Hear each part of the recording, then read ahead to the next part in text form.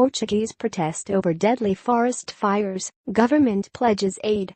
Lisbon, Reuters. As thousands of Portuguese protested on Saturday over the government's handling of massive wildfires that have killed 108 people since June, government ministers pledged to spend over €400 million, $470 million, in aid.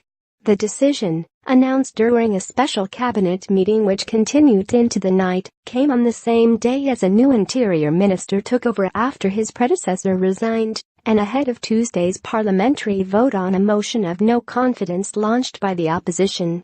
Earlier, thousands of protesters gathered on Lisbon's main Comercio square, in Porto and other cities, to mourn the victims of Portugal's worst tragedy in living memory and demand better fire prevention policies in the country, which despite its relatively small size, has suffered the largest forest fires in Europe this year.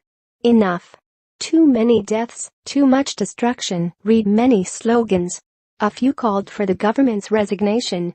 The cabinet considered a detailed report by independent experts on the first wave of forest fires in June, when 64 people died in central Portugal, and the first official accounts of the more widespread fires on October 15 to 16, which killed 44.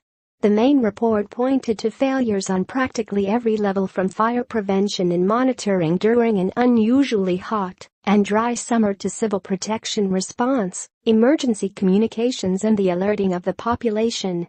The government decided on Saturday to hire hundreds of forest sappers to maintain forests and to prevent fires, ordered a major cleanup of safety strips along motorways and railroads, and promised to support the collection of forest waste for biorefineries. The state will also take a sizable stake in the emergency communications network CIRISP, whose equipment failed on many occasions during the fires. Another likely measure would put the Air Force in charge of firefighting aircraft, which are currently hired and managed by the Civil Protection Service, local media said. The promised state aid for affected areas includes paying compensation to the families who lost relatives and homes, funding for reconstruction works, and support to save local jobs.